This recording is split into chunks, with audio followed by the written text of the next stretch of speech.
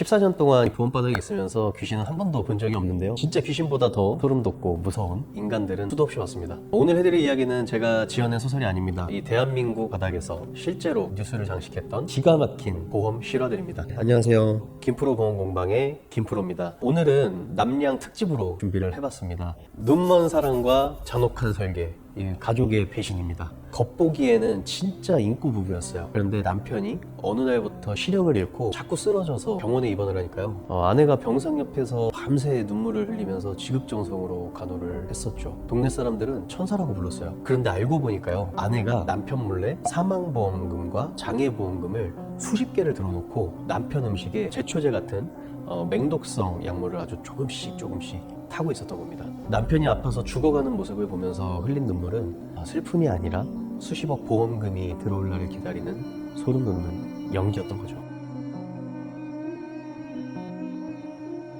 원래 타인의 사망보험금은 본인의 자필 서명이 필수라 안 되는 건데요. 서명을 위조하거나 대리 서명을 하는 식으로 범죄를 저지른 거죠. 그리고 경찰 조사 단계에서 고의 사고나 살인 그리고 상해로 밝혀지면 보험금은 당연히 1원도 안 나옵니다. 그런데 이 병사로 위장해서 안 들키고 완전하게 범죄가 될 줄 알고 그 무서운 짓을 벌였던 거예요.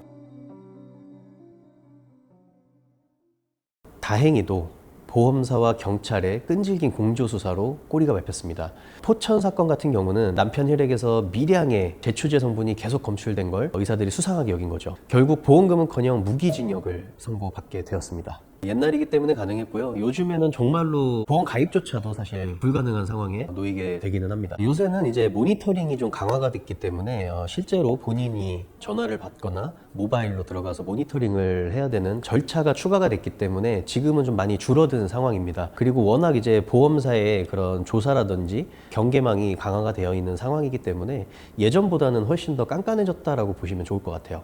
자, 두 번째 괴담입니다. 쥐도 새도 모르게 바뀐 피보험자입니다. 어느 공장에서요, 10명의 직원이 있었는데 전부 연고가 없는 신용불량자들이거나 가족과 연을 끊은 노숙인들이었습니다. 대표가 밥은 먹고 사냐? 내가 새 삶을 살게 해주겠다 라고 하면서 데려와서 옷도 사주고 월급을 또 줍니다. 그리고 직원들의 이름으로 거액의 종신보험을 싹 다 가입을 시켰습니다. 몇 달 뒤에요, 술 한잔 사주겠다고 데려가서요, 방파제에서 밀어서 전부 실족사를 시키거나 아니면 차량 화재로 의문사를 당하게 만들었습니다. 나중에 보니 사망보험금 수령자가 죽은 사람의 유족이 아니라 전부 그 대표가 만든 가짜 법인으로 되어 있었던 거죠.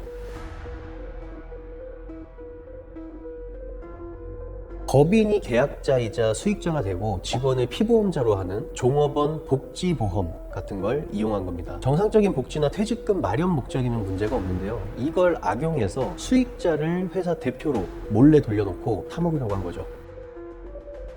초반에 몇 건은 단순 사고사로 위장해서 실제로 억 단위의 보험금을 따냈습니다. 하지만 단기간에 한 작은 회사에서 직원들이 연달아 사망하는 것을 수상하게 여긴 조사망에 딱 걸렸습니다. 결국 연쇄 살인 및 보험 사기로 무기징역을 선고받았습니다. 남의 피눈물로 번 돈은 결국 자기 목을 조르게 되어 있습니다.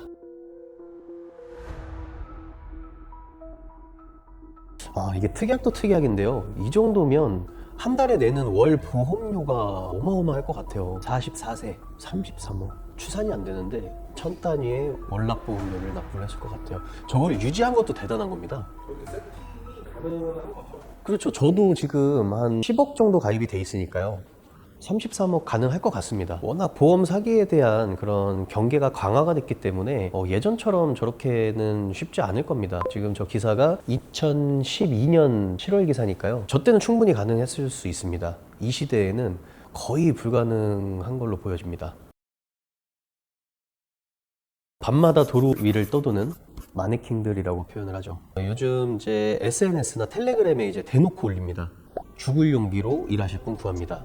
차에 앉아만 있으면 돈 줍니다. 이게 바로 일명 마네킹 알바를 구하는 겁니다. 마네킹 알바의 실체는요, 밤 11시에 외진 교차로 렌터카 한 대를 빌려서 그 안에 10대 선후배나 알바생 4-5명을 꽉꽉 채워 넣어요. 합의금이랑 입원비를 인원수대로 부풀리려고 머릿수를 채우는 거죠. 불법 유턴이나 차선 변경하는 만만한 차를 노려서 뒤에서 일부러 박는 뒷풍을 하거나 아예 자기들끼리 차 2대를 빌려서 가해자 피해자 역을 짜고 치는 가피공모 수법을 써서 한방병원에 들어놓고 돈을 뜯어냅니다.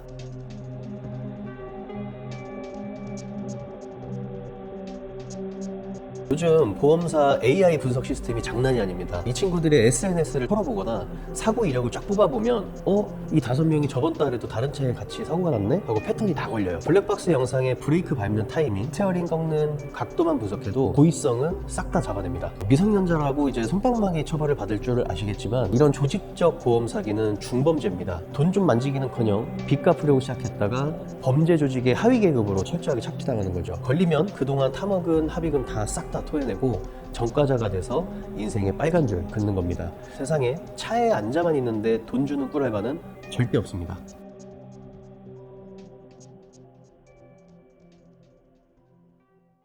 아찔했던 적이 있었죠. 이제 일상생활 배상 책임 청구를 하시는데 제가 얘기를 들어도 좀 이상한 거예요. 이게 일상생활 중에 일어나는 게 아닌 것 같은데 왠지 이걸로 인해서 일어났다고 지어내는 느낌들이 좀 있더라고요. 냉장고를 옮기다가 장판이 찢어졌는데 장판값을 청구하겠다고 이제 일배책 신청을 한 거예요. 갑자기 그 냉장고를 이쪽에서 이쪽으로 옮기는 과정에서 이제 사고가 났다고 하는데 방향이 현관에서 들어가다가 이제 긁혀가지고 그렇게 된 방향이더라고요. 당근에서 구매를 하셔가지고 그걸 이제 들여오는 과정에서 장판이 찢어지는 사태가 발생을 했는데 이제 그 업자와 고객님이 둘이서 짜고 일상생활 배상 책임으로 이제 청구를 하려고 했던 거죠. 그거는 이제 불가능하다. 벌금이나 뭐 이런 처벌을 받을 수 있으니 이거는 안 하시는 게 좋을 것 같다라고 제가 만류했던 적이 또 있습니다. 주변에서 이제 같은 영업사원들 얘기를 들어보면 자기도 모르게 그거에 동조하고 있었던 경우들이 있었기 때문에 그런 아찔한 거 말고는 큰 사건은 다행히 없었으니까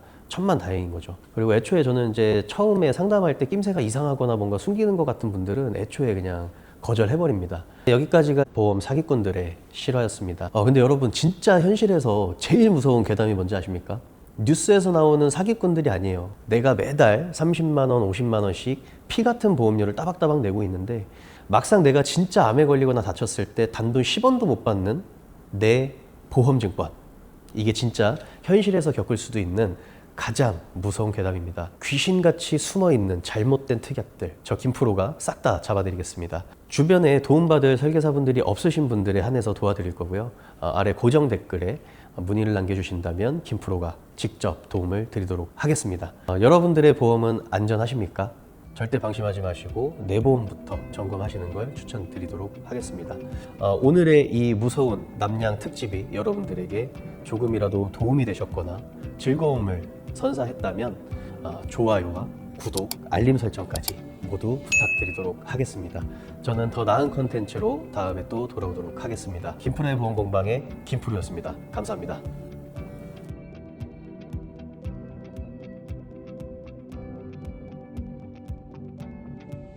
본 광고는 광고 심의 기준을 준수하였으며 유효기간은 심의일로부터 1년입니다.